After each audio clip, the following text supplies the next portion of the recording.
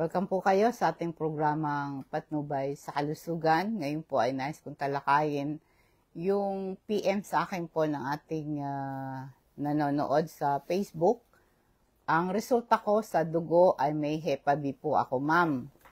Na-stress po ako kasi ako lang po yung may Hepa sa amin. Gusto ko po sanang ma-educate ako para gumaling din po ako, ma'am. Thank you po and God bless po. Kaya ngayon, ang ating pong talakayin ay itong tungkol sa Hepa B. Gusto lang niyang ma-educate na kaya nga naintindihan ko ang pagkakaroon ng Hepa B ay maaring maging sanhi ng stress at pangamba sa iyong kalusugan.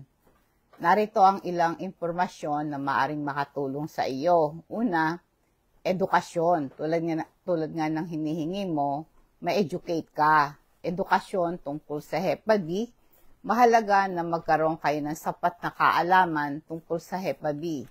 Paano ito naipapasa, ang sintomas, ang epekto sa kalusugan, at paraan ng pangangalaga. Kaya nga po ang Hepa B, ito isang serious liver infection, sanhi ng Hepa B virus. Inuulit ko, ang Hepa B, ito isang serious liver infection. Ito ay sanhi ng Hepa B virus. Ito pong Hepa B ay pwede itong pinaka-common way po para matransfer yung Hepa B sa ibang tao ay through blood, no? Yung direct contact with infected blood, ito yung maaring sa pag-share ng needles or syringe or accidental na nasundot ka ng karayom, infected yun ng Hepa B. O kaya, nagkaroon ng contact sa open wound. Ang similya at vaginal fluid mula sa isang infected person, pwede itong matransmit yung Hepa B during sex. Kaya siguraduhin mo na yung sex partner mo, lalo na kung kayo'y OFW, ay hindi siya Hepa B infected.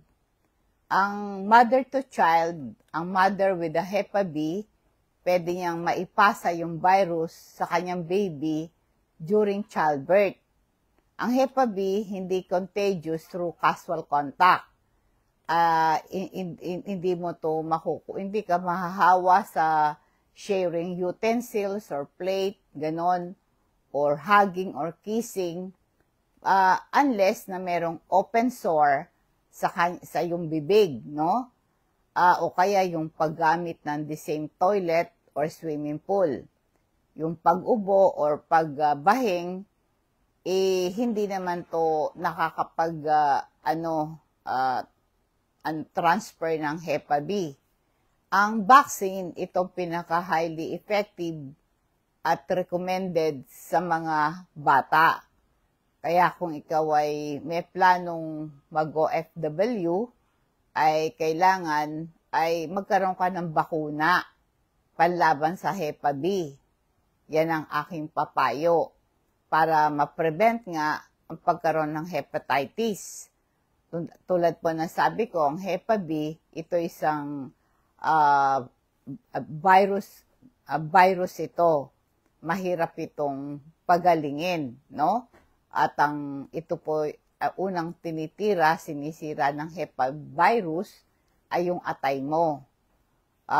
Ang ng vitamin C at Super B complex, ito po ay nakakatulong sa mga nagkukulang ng tulog, nagkukulang ng lakas at palaging nagkakasakit. Kaya po, importante ang vitamin C, pampalakas ito ng ating immunity, at tumutulong ang vitamin C sa pag-produce ng white blood cells to fight infection. Ito'y antioxidant, tumutulong para labanan mga radical na pwedeng sirain ng mga selula.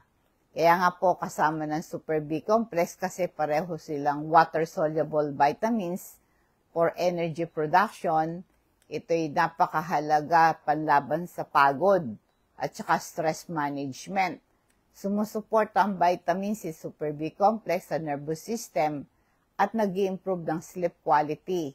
Nare-reduce ang stress, na may impact ito sa energy level. So, magandang i-take natin to sa ating lahat for preventive purposes. Ako po tuwing umaga, nagte-take ako ng vitamin C Super B Complex para lagi akong energetic. Available to sa Patnubay. Pwede kayong magpa-deliver nito. Pagka kayo po ay merong HEPA B, kailan meron kayong regular monitoring, mahalaga yung regular check-up at ma-monitor yung liver function at viral load para masiguro ang pagsupil ng HEPA B at mabantayan ng kalusugan ng iyong atay. Kasi pag may HEPA B ka, babantayan mo yung kalusugan ng atay mo. Kasi marami pong mga HEPA B patient na napabayaan umuwi sa liver cancer. Kaya yung regular check-up sa healthcare professional napakahalaga. Kailangan po ay mabantayan ng doktor mo ang condition mo at ma-adjust ang treatment plan na kailangan. Yung check-up, ito'y depende sa specific situation. I-monitor mo dapat yung liver function test, yung blood test measure yung level ng enzyme at protein, nire-release ng yung atay. Pag abnormal ang level, nag-i-indicate ito ng liver damage tulad ng SGPT, SGOT. Yung pagmomonitor ng viral load, ito yung isang blood test, mini-measure yung amount ng HEPA B, virus na nasa dugo mo. Ang high viral load sinasuggest na ito'y active infection. Magkakaroon ka ng active infection pag ang HEPA B virus load mo ay napakataas at may panganib na ma-damage yung atay mo. Importante na matandaan mo ang regular monitoring, nakakatulong para ma-manage ang HEPA B. Wala pa pong current sa ngayon na gamot sa HEPA B. Pero kung meron kang healthy lifestyle at proper treatment, makokontrol mo yung virus, mapiprevent mo yung liver damage. Merong mga antiviral medication para mapigil ang pagiging aktibo ng mga virus. I-maintain mo yung kalusugan ng atay mo, i-maintain mo yung healthy weight mo, huwag kang magpapataba kasi yung obesity, mataas ang panganib sa liver complication. Kaya kumain ka ng balanced diet, i-focus mo sa prutas at gulay, mga whole grain, limitahin mo yung processed food, sugary drinks, and unhealthy fats. Iwasan mo yung alak, pwedeng ma-damage yung atay mo dyan. Magkaroon ka ng bakuna panlaban sa HEPA A, HEPA C, yan, HEPA B. Kaya merong ibang mga viruses na pwedeng ma-infect ang atay mo. Kaya nire-recommenda na kailangan ikaw ay mag-participate sa doktor mo. Dapat ma-manage yung HEPA B mo at ma-promote yung good liver health. Pagkain ng malusog, isang mahalagang hakbang sa pangangalaga ng HEPA B. Ang pagkain at malusog at balancing dieta upang mapalakas ang iyong immune system. Magtagumpay ka laban sa virus. Kaya wala pong specific diet proven na to fight HEPA B. Pero yung balanced diet na mayaman sa essential nutrients, sumusuporta sa healthy immune system mo. Beneficial ito sa yung overall well-being. Kaya nga po yung prutas at gulay, sabihin na nating rainbow. Pag sinabi mong rainbow, iba't ibang kulay ng prutas at gulay, green, violet, red, orange, yellow, green. So, lahat ng, kaya sabi natin, rainbow fruits and vegetable para labanan ang cell damage and inflammation. Yung mga oranges, mga suha, mga berries, bell pepper, broccoli, spinach, and leafy green vegetable. Excuse me, itong mga makakatulong ito sa iyo. Itong mga lean protein, napakahalaga nito sa pag-build at pag-repair ng mga tissues, kasama na yung immune system mo, immune cell, no? Piliin mo yung isda tulad ng salmon, tuna, chicken, beans, lentils, and nuts. Yung mga brown rice, mga whole wheat, mga oat, ito'y maganda. Magpo-provide ito sa inang energy at fiber. Maganda ito sa kalusugan ng bituka mo na mayroon direct influence sa immune system mo. Kumain ka ng healthy fats. Huwag kang, ang good sources niyan, olive oil, avocado, fatty fish sa iyong diet, no? Napakahalaga nito para suportahan ng immune function mo. Mga pagkain mayaman sa vitamin C. Alam natin ang vitamin C, ito'y immune booster. Yung mga citrus fruits, bell pepper, broccoli, leafy greens sa diet mo. Mga pagkain na may vitamin D. Kasi po yung mga vitamin D deficiency, meron itong kaugnayan sa hina ng immune system mo. Kaya i-consider mo yung fatty fish, egg, and mushroom for vitamin D. Kailangan din check up pa sa doktor mo tungkol sa mga supplement na kailangan mo. Mga pagkain mayaman sa zinc, merong role ito sa immune function. Kaya yung mga itlog, mga beans, mga nuts sa diet mo, maganda to para sa problema mong meron kang Hepa B. Remember, ang balanced diet, pero focus on moderation lang. Importante yan. You can eat everything, pero konti-konti lang. Huwag masyadong madami. Kainin mo lahat, pero konti-konti lang. Diba? Yung ating supplement na crystal oil, ito'y concentrated na plant extract. Nakaka-reduce ito ng pain, yung sakit ng tuhod, sakit ng balikat, mga pamamaga ng tuhod, arthritis, muscular pain. Maganda po, haplas mo yung crystal oil at sumasarap yung tulog mo, nare-relieve yung headache mo, tsaka hilo mo.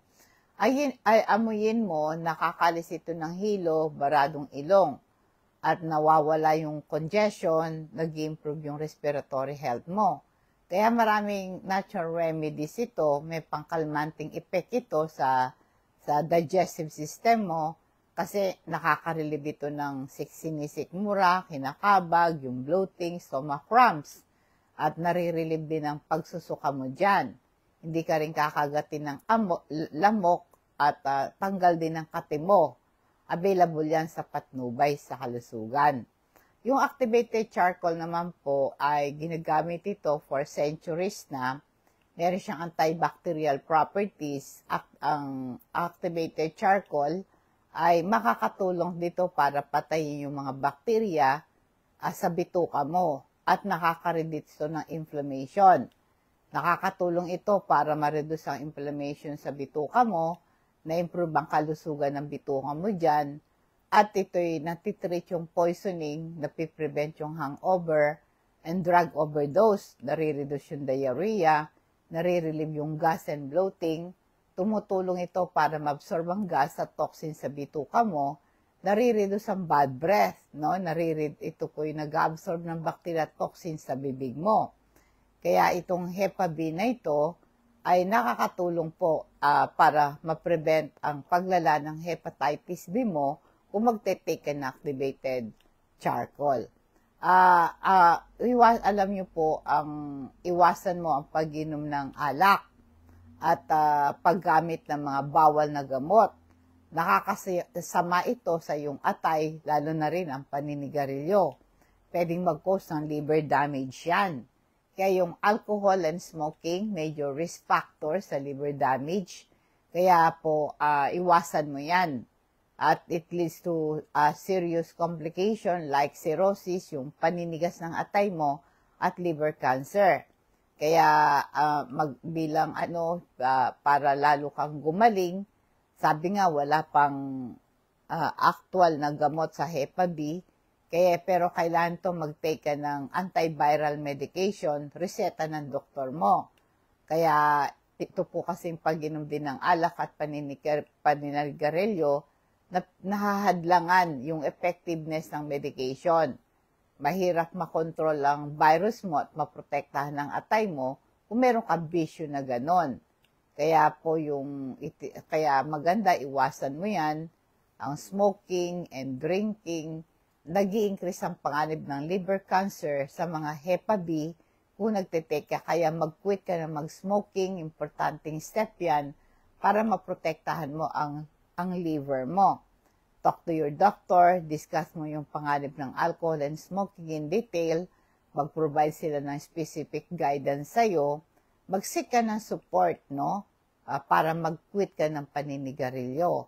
Kaya ang mahalaga na ma-improve ang overall health mo. Kaya inulit ko, nire-recommenda ko po yung Hepa B kasi sa Hepa B yung activated charcoal. Kasi nga po yung activated charcoal ay ito'y nakakatulong sa viral infection. Ito ay kanya pong itong available ito para meron siyang makakatulong po para hindi dumami yung virus, Hepa virus sa iyong dugo. Kaya inulit ko, kailangan nyo po ng consultation and treatment for hepatitis B para maiwasan ng serious liver infection sanhi ng Hepa B virus. Kung meron kang Hepa B, importante magpa-check up ka sa doktor, magkaroon ka ng consultation and testing. Yung early diagnosis and treatment, mapiprevent yung serious complication tulad ng cirrhosis, liver cancer. Kaya kung kayo po ay may planong mag-abroad, ay mas maganda meron kayong bakuna panlaban sa Hepa B. Kaya para sa ganon, may panlaban ka na. Kaya prevention is better than cure. Kaya nga po, yung po kasing merong may mga tanong, ano po ba yung mga simptoma pagka ikaw ay na-infect na ng Hepa virus. Madali kang mapagod, madali kang magsuka, nawawalan ka ng appetite, sumasakit ang tiyan mo, ang ihi mo very dark, nagyayelo yung balat mo, nagyayelo na rin yung mata mo. Kaya kailangan po nito, kaya ikaw ay protected sa sex, kung ikaw ay pregnant, tapos Hepa B virus, infected ka, kailangan may protection yung baby mo. Kaya nga po yung Hepa B infection, ma-determine how severe it is, kaya kailangan po nito ay maprotektahan ka, no? Ang antibodies, ito yung mga protein, pinuproduce ng immune system mo para labanan ng infection. Kaya kung meron kang yung lifestyle mo, meron kang sapat na pagkain, meron kang antiviral, ang katawan mo ay magpuproduce ng antibodies. Itong mga antibodies na to, ito yung mga protein, pinuproduce ng immune system mo to fight infection. Kaya kung positive ka sa Hepa B, kailangan meron kang vaccinated ka against Hepa B. Kaya ito po ay napakahalaga para huwag kang magkaroon ng cancer sa atay. Inulit ko po, ito'y contagious through sex contact, no? Kaya yung Hepa B core antibody, ito po ay protein, inuulit ko, protection against infection. Kaya dapat mabakunahan ka nito. Sa ngayon po kasi wala pang gamot sa Hepa B, pero may mga treatment para makontrol mo yung virus at ma-prevent yung liver damage. Kaya ang mga option na treatment dito, antiviral medication, para ma-reduce yung amount ng Hepa virus sa dugo mo, para mapabagal yung progreso ng liver damage, maiwasan yung complication like liver cancer. Kaya ito po mga interferon, ito yung mga medication, tumutulong para lumakas ang immune system mo, para meron kang ability to fight Hepa B virus. Yung interferon, ito'y ginagamit sa mga tao meron severe Hepa B infection. Kaya yung iba, pera, nagpapa-liver transplant, lalo na kung meron ka ng severe liver damage, no? Kaya inulit ko po, kayo ay palagi kayong pumunta sa inyong doktor, i-maintain mo yung healthy weight mo, avoid alcohol and smoking, meron kang healthy diet, meron kang regular exercise, iwasan mo yung mga medication na hindi nireseta ng doktor. pabakuna ka against Hepa A, Hepa C. Importante yan. Kaya pwede kang pumunta sa specialist for treatment. Ang mga specialista ay tumutulong para magkaroon ng treatment plan right for you at i-monitor nila yung progress mo. Kaya marami iba't ibang specialist na pwedeng makatulong. Kasama po dyan yung mga gastroenterologist. Ang gastroenterologist ay yung mga doktor specialized po sa digestive system, including yung liver. Yung hepatologist, ito po isang gastroenterologist na nag-specialize sa liver. Yung mga infectious disease doctor ay mga doktor nag-specialize sa mga pagdadiagnose at pagtitreat ng infectious diseases, including Hepa B. Kaya nga po, mag-ask kayo ng mga specialist, humingi kayo ng referral, mag-research kayo sa online, at maaring magpareseta kayo sa mga doktor na mga gamot, na mga treatment option para sa kalagayan mo. Mahalaga po na hindi ka nag-iisa sa sakit na yan. Kaya makipag-ugnayan ka sa sa mga pamilya mo, kaibigan mo, sa mga doktor, tsaka patuloy ka magdasal at magtiwala sa kakayanan ng inyong mga doktor. I-bless ka, kayo na ulit ko po. Malaking tulong din po yung mga supplement like omega-3 fatty acid. Ito'y malaking tulong po yung omega-3, meron siyang anti-inflammatory properties, nakakatulong sa Hepa B kasi nagkukos ng inflammation sa atay ang Hepa B. Ang ating pong omega-3 ay nag-i-improve ito ng liver function sa mga pasyenteng may Hepa B, no? Ipaalam nyo po sa akin yung pangalan nyo, address, at CP number nyo kung gusto nyo magpa-deliver ng ating health product. Ipapa-deliver natin yan sa rider, cash on delivery yan, i-charge po sa inyo ang shipping fee. Dadako po tayo ngayon sa ating food for thoughts bilang pagwawakas, Proverbs 23:23. Hanapin mo ang katotohanan, karunungan at unawa, pahalagaan mo ang mga ito at huwag pabayaang mawala. Ang emphasis po nito yung value ng karunungan at katalinuhan, instruction and understanding. Kaya nga po yung pagbili, no? Sabi, bumili ka ng karunungan. Ang literal meaning po nito, hindi money. Ito po ang sabi, mag-invest ka ng effort and dedication, mag-sacrifice. Itong verse na to, ito'y truth-seeking. At ikay naghahanap ng pagkaunawa. Naghahanap ka ng wisdom, i-apply mo to sa buhay mo. Meron kang good judgment. Ito po ang ibig sabihin nitong bumili ka ng karunungan. Magandang gabi po. Nawa po ang pagpapala patnubay ng Diyos sa sumatin, and God bless us all.